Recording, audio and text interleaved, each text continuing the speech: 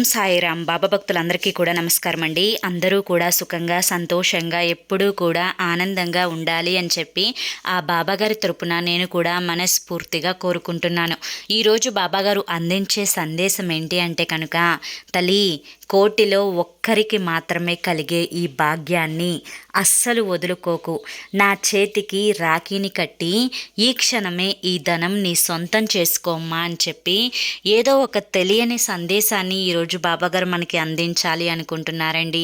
మరి బాబాగారు అందించే ఈ సందేశం ఏంటో స్వయంగా మనం బాబాగారి మాటల్లోనే తెలుసుకుందాం. మరి సందేశం వినే ముందు ఎవరికైతే బాబాగారు అంటే నమ్మకం ఉంటుందో వారందరూ కూడా ఈ వీడియోకి ఒక చిన్న లైక్ ఇచ్చి వీడియోని వినడం అయితే స్టార్ట్ చేయండి. ఇక చాలామంది కూడా గురువుగారి గురించి అడుగుతున్నారండి. అక్క, ఎన్నో రకాల సమస్యలు అక్క, ఈ సమస్యలు మేము తట్టుకోలేకపోతున్నాము, వీటి నుంచి బయటపడడానికి మీకు తెలిసిన గురువుగారి నెంబర్ ఉంటే ఇవ్వండి అక్క అని చెప్పి అడుగుతున్నారండి. నేను ఇప్పుడు గురువుగారి నెంబర్ చెప్తాను, డీటెయిల్స్ కూడా చెప్తాను, జాగ్రత్తగా వినండి. శ్రీ షిరిడి సాయిబాబా ఆశీస్సులతో జ్యోతిష్యం చెప్పబడును. గురూజీ శివరామరాజు గారు. Phone number 9994222552. మీరు ఇప్పటి వరకు ఎన్నో చోట్ల జ్యోతిష్యం చెప్పించుకొని మీరు కావాల్సిన మార్పులు మీ జీవితాలలో జరిగి ఉండక ఇబ్బంది పడి ఉండవచ్చు. కానీ ఒక్కసారి నమ్మకంతో ఈ గురువు గారిని కాంటాక్ట్ అవ్వండి. మీ సమస్యలు ఏవైనా కానివ్వండి, ప్రేమ, పెళ్లి, ఉద్యోగం, రాజకీయం, సంతానం లేక ఇబ్బంది పడుతున్నా, భార్యాభర్తల మధ్య గొడవలున్నా, అప్పుల సమస్యలున్నా, శత్రు సమస్యలున్నా, ధనం చేతిలో నిలకడగా లేకపోతున్నా, ఇలా ఎటువంటి సమస్యకైనా కానీ ఆ సమస్యకు తగిన పూజలు చేసి గురువుగారు పరిష్కారాన్ని చూపిస్తారు. గురువుగారు చెప్పింది చెప్పినట్లు 100కి 1000% జరుగుతుంది.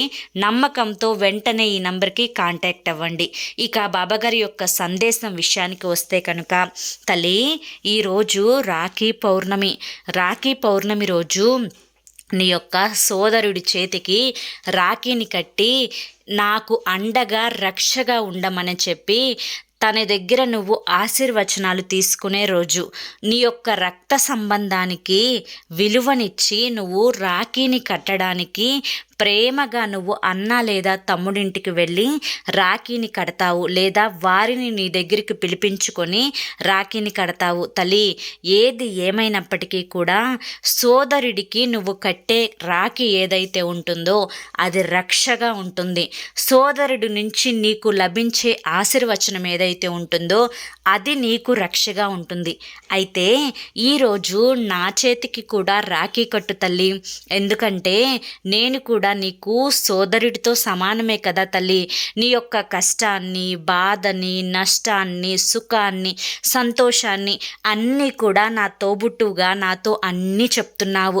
బాబా, ఈరోజు నాకు ఈ కష్టం వచ్చింది బాబా, ఈ కష్టాన్ని నేను పడలేకపోతున్నాను బాబా అని చెప్పి నాతో చెప్తావు. అంతేకాకుండా బాబా, ఈరోజు నా మనసుకి చాలా సంతోషం కలిగింది బాబా, ఈ కష్టం మిమ్మల్ని నమ్ముకున్నాక నా నుంచి దూరం అయిపోయింది బాబా, ఈ సంతోషాన్ని ఇచ్చినందుకు మీకు కృతజ్ఞతలు బాబా అని చెప్పి చెప్తూ ఉంటావు. ఇలా సంతోషాన్నైనా సుఖాన్నైనా, నీకేదన్నా కావాలి అన్నా, నీకు ఏదన్నా వద్దు అన్నా కూడా ప్రతిసారి కూడా నా నామాన్ని నువ్వు జపిస్తూ ఉన్నావు. అయితే నేను నీకు అండగా ఉంటున్నాను. నీ కష్టంలో ఆ కష్టాన్ని తీరుస్తాను, నీ సంతోషంలో నేను పాలు పంచుకొని ఆనందపడిపోతూ ఉంటాను. నీకు దెబ్బ తగిలినప్పుడు, నీకు నొప్పి కలిగినప్పుడు ఒక సోదరుడిగా నీ వెన్నంటే నేను ఉండి దాని నుంచి నీకు ఉపశమనాన్ని ఇస్తున్నాను తల్లి. కనుకనే రాఖీ కట్టించుకోవడానికి నాకు అర్హత ఉంది అని చెప్పి భావిస్తున్నాను. నీవు నాకు రాఖీ కట్టావు అంటే కనుక మనిద్దరి సంబంధం అనేది జీవితాంతం ఉంటుంది తల్లి. నీ యొక్క కష్టాలలో, నష్టాలలో అన్నింటిలో కూడా నేను నీకు తోడుగా నిలబడతాను తల్లి. కనుక రాఖీని కట్టినప్పుడు నేను నీకు బహుమతిని ఇవ్వాలి కదా తల్లి. అప్పుడు నేను నీకు ఎటువంటి బహుమతిని ఇస్తానో తెలుసా? నా బిడ్డ అంటే నా తోబుట్టువు, నా చెల్లి ఎప్పుడూ కూడా సంతోషంగా ఉండాలని ఆశీర్వదిస్తాను. నీ జీవితంలో నువ్వు పడుతున్న కష్టాలను అన్నింటినీ కూడా ఎదుర్కొనే శక్తిని నీకు ఇవ్వమని చెప్పి నేను వరాన్ని ఇస్తాను. నీవు కోరుకున్నంత ధనాన్ని, నీ అవసరాలకు ఆదుకునేంత ధనాన్ని నీకు ఇవ్వమని చెప్పి నిన్ను ఆశీర్వదిస్తాను. నీవు ఏదైతే ఇప్పుడు మనసులో నువ్వు అనుకుంటూ ఉన్నావో, అది నీ ఎగ్జామ్ గురించి అయినా కానీ, లేదా నీ భర్త ప్రవర్తన నీకు నచ్చక అతనితో నువ్వు చాలా గొడవలాడుతూ చాలా ఇబ్బంది పడుతూ ఉంటున్నావు కదా తల్లి, నీ భర్తలో మార్పు రావాలి అని కానీ, లేదా నీ అత్తమామలు నిన్ను ప్రేమగా చూసుకోవాలి అని కానీ, లేదా నలుగురిలో నీకంటూ ఒక ప్రత్యేకమైన గుర్తింపు, ఒక ప్రత్యేకమైన స్థానం అనేది ఏర్పడాలి అన్నా కానీ, నీ ఆరోగ్యం అనేది చక్కగా ఉండాలి అన్నా కానీ, నువ్వు కోరుకున్న కోరికలన్నీ కూడా తీరాలి అని కానీ, ప్రతీదీ కూడా నీ మనసులో ఈ క్షణంలో నువ్వు నా చేతికి రాఖీ కట్టి ఏదైతే వరాన్ని నువ్వు అడుగుతావో, అన్నా నాకు ఇది ఇవ్వన్నా అని చెప్పి నోరు తెరిచి నువ్వు ఏదైతే నువ్వు అడగాలి అనుకుంటున్నావో అదంతా కూడా నేను ఈ మూటలోనే దాచి ఉంచాను నా చెల్లి కోసం. కనుక సంతోషంగా ఈ మూటని తాకు తల్లి. నీకుండే కష్టాలు, బాధలు, నష్టాలు, దుఃఖాలు అన్నీ కూడా వెళ్ళిపోతాయి. నీ వెన్నంటే నేనుండి ప్రతి క్షణం కూడా నిన్ను రక్షిస్తూ ఉంటాను తల్లి. తల్లి, ఎన్నో నిద్రలేని రాత్రులు గడుపుతున్నావు.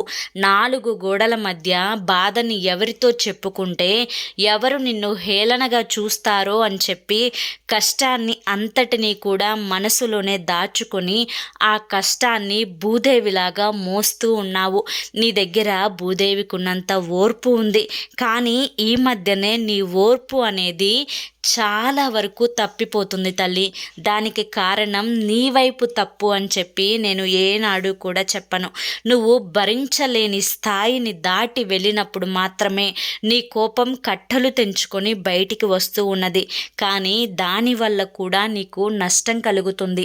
కనుక నీ యొక్క కోపాన్ని, ఆవేశాన్ని నువ్వు నీ యొక్క కంట్రోల్లో ఉంచుకునే ప్రయత్నాన్ని చెయ్యి తల్లి.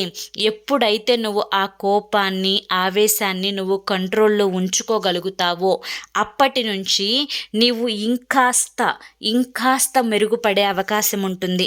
ఇప్పటి వరకు ఒక్కొక్క మెట్టు ఎదుగుతూ నువ్వు పైకి వస్తున్నావు. నీ కోపాన్ని, ఆవేశాన్ని నువ్వు కంట్రోల్లో ఉంచుకున్నప్పుడు ఇంకా 2 మెట్లు ఎక్కువ నువ్వు ఎక్కే అవకాశం ఉంటుంది తల్లి. ఏదైనా కానీ భరిస్తున్నాను కదా అని చెప్పి ఎదుటివారు నిన్ను చాలా చాకచక్యంగా, చాలా అమాయకురాలిని చేసి నిన్ను ఆడుకుంటున్నారు. ఇదంతా కూడా నీ మనస్సాక్షికి తెలుస్తుంది. అలా తెలవడం వల్లే నీ యొక్క కోపం అనేది రెట్టింపు అవుతూ ఉన్నది. ఇదంతా కూడా నాకు పూర్తిగా అర్థమవుతుంది తల్లి. కానీ ఇది కలికాలం. ఈ కలికాలంలో ఎప్పుడు చేసిన కర్మలు అనేవి అప్పుడు తప్పక అనుభవిస్తారు తల్లి. కనుక వారి కర్మకు వారినే వదిలేసేయి. వారి కోసం నీ మాట అనేది కొంచెం దుడుసుగా రావడం, నువ్వు దుడుసుగా ప్రవర్తించడం వల్ల నీ యొక్క మంచితనం దెబ్బతింటుంది అని చెప్పి నువ్వు గుర్తుంచుకోవాలి. నలుగురిలో నీకంటూ ఒక ప్రత్యేకమైన స్థానాన్ని నువ్వు ఏర్పరచుకోవడానికి ఎన్నో రకాల కష్టాలు నువ్వు పడి ఈ స్థాయిలో నువ్వు నుంచున్నావు. కానీ చివరి వరకు నువ్వు ఇప్పుడు వచ్చేసరికి నీ యొక్క కోపాన్ని, ఆవేశాన్ని నువ్వు కంట్రోల్లో ఉంచుకోకుండా ఎదుటివారు నన్ను ఇలా మోసం చేస్తున్నారే అనే ఈ ఒక్క మాటని నువ్వు జీర్ణించుకోలేక ఆ యొక్క కోపాన్ని కట్టలు తెంచుకొని ఎదుటి వారి మీద నువ్వు కేకలు వేస్తూ ఉన్నావు. దీనివల్ల బయట వారి దృష్టిలో అవతలి వాళ్ళు చేసిన తప్పులు కనిపించడం లేదు, నీ నోరు మాత్రమే బయటికి కనిపిస్తూ ఉన్నది. దానివల్ల అందరూ కూడా నిన్నొక గయ్యాలి అని చెప్పి, నువ్వు ఒక చెడ్డదానివి అని చెప్పి, ఇంట్లోకి వస్తే ఇంట్లో వారిని మనశ్శాంతి లేకుండా చూస్తున్నావు అని చెప్పి అందరూ కూడా, ఎందుకంటే నీ వాళ్ళు అనుకుంటే నీకు పాజిటివ్గానే ఆలోచిస్తారు, కానీ అలా అనుకునే వాళ్ళందరూ కూడా పరాయి వాళ్ళు కాబట్టే నీకు నెగిటివ్గా ఆలోచిస్తారు. ఎప్పుడు నిన్ను నలుగురిలో పెట్టి చులకన చేద్దామా అని చెప్పి కాచుకొని కూర్చే రాబంధువుల మధ్య నువ్వు జీవిస్తూ ఉన్నావు. కనుక ఆ రాబంధువుల మనస్తత్వం అనేది ఏ విధంగా ఉంటుందో నీకు నేను ప్రత్యేకంగా చెప్పాల్సిన అవసరం లేదు తల్లి. ఎటువంటి రాబంధువులకైనా ఎటువంటి గాడిదలకైనా కానీ ఖచ్చితంగా బుద్ధి చెప్పే రోజు అనేది ఒకటి వస్తూ ఉంది. ఆ రోజు కోసం 1000 కళ్ళతో నువ్వు ఎదురు చూడు. కానీ నీ దగ్గర ఉన్న అమాయకత్వం ఏంటి అంటే కనుక నీ దగ్గరికి వాళ్ళు వచ్చి వాళ్ళ అవసరాలు అనేవి చాలా చాకచక్యంగా తీర్చుకునే ప్రయత్నం చేస్తున్నారు. అటువంటి సమయంలో నీ ఇంట్లో వాళ్ళే వారికి సపోర్ట్ చేస్తూ ఉన్నారు. నువ్వు ఎంత వాగినా కానీ, నువ్వు ఎంత చెప్పినా కానీ, నువ్వు ఎంత హితబోధ చేసినా కానీ, నువ్వు పడిన బాధలు ఇవి అవి అని చెప్పి నువ్వు చెప్పినా కానీ వాటిని వేటిని కూడా పట్టించుకోకుండా వారి అవసరాలను నీ మనుషులే తీరుస్తున్నారు.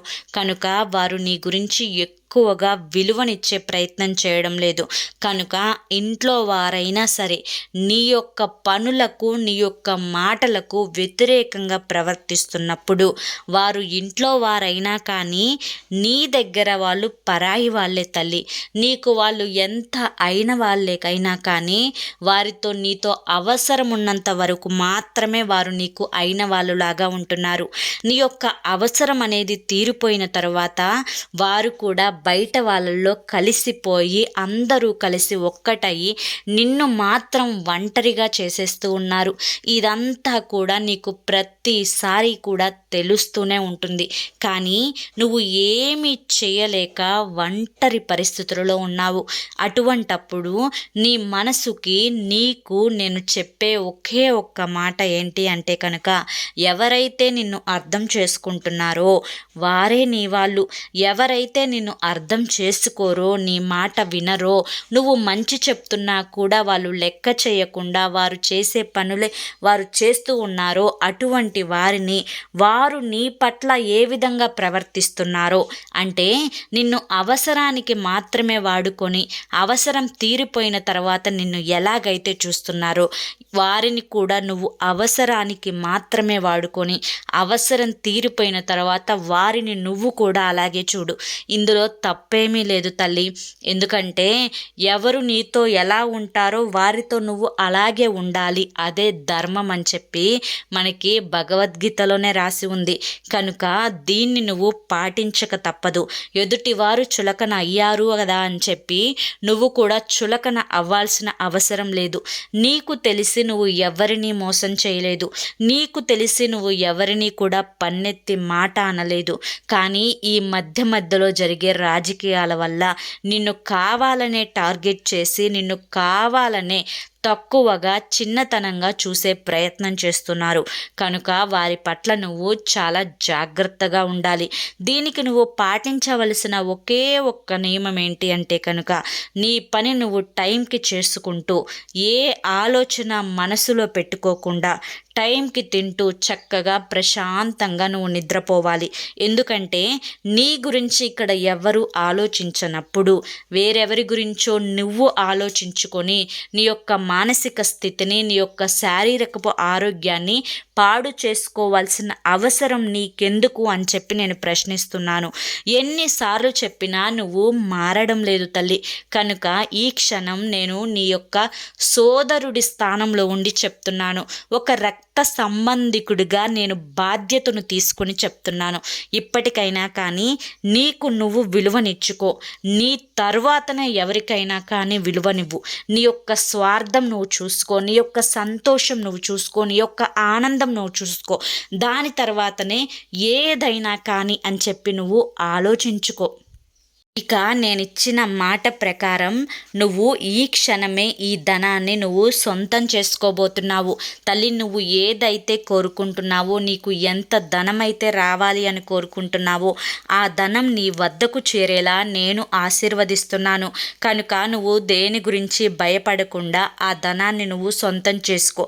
అది ఏ రూపంలోనైనా కానీ నీ దగ్గరికి తప్పకుండా వస్తుంది. దానికోసం నువ్వు చేయాల్సింది నువ్వు చెయ్యి. నీ యొక్క పనిని నువ్వు 100కి 100% సక్సెస్గా నువ్వు పూర్తి చేయగలిగినప్పుడు నువ్వు ఊహించనంత ధనం అనేది నీ సొంతం అవుతుంది. కనుక దేని గురించి ఆలోచించకుండా ఈ క్షణం నుంచి ప్రశాంతంగా జీవించడం అనేది తప్పకుండా నువ్వు అలవాటు చేసుకోవాలి. తల్లి, నా యొక్క సోదరికి నేను మరొక్కసారి రాఖీ పౌర్ణమి శుభాకాంక్షలు చెప్తున్నాను.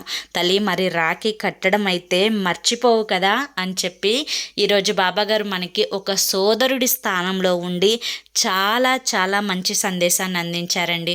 మరి ఈ సందేశంలో చాలా గొప్ప ఆంతర్యం ఉంది. ఎందుకంటే ఏ సోదరుడు కూడా తన అక్క లేదా తన చెల్లి వారి యొక్క భవిష్యత్తు బాగుండాలి, వారి భవిష్యత్తుకి నేను భరోసాగా ఉంటాను అనే చెప్తారు. అదేవిధంగా మనకి ఈరోజు బాబాగారు కూడా అదే చెప్పారు. మన భవిష్యత్తు బాగుండాలి అని చెప్పి, మన భవిష్యత్తులో మనకి ఏదైనా కష్టం వచ్చినా, నష్టం వచ్చినా, దుఃఖం వచ్చినా నేను నీకు అండగా ఉంటాను తల్లి, నీకు కావలసినంత ధనాన్ని అందిస్తానమ్మా అని చెప్పి మనకి భరోసాని ఇస్తున్నారు. ఈ సందేశంలో ఉండే ఆంతర్యం అయితే ఇదే. మరి ఈ సందేశం మీ అందరికీ కూడా నచ్చింది అనుకుంటున్నాను. నచ్చింది అనిపిస్తే చూసి వెళ్ళే వాళ్ళు తప్పకుండా ఒక చిన్న లైక్ ఇవ్వడం మాత్రం మర్చిపోవద్దు. కింద కామెంట్ సెక్షన్లో ఓం సాయిరామ్ అని చెప్పి టైప్ చేయడం కూడా మర్చిపోవద్దు. మరి రేపు మరొక మంచి సందేశంతో తప్పకుండా కలుసుకుందాం.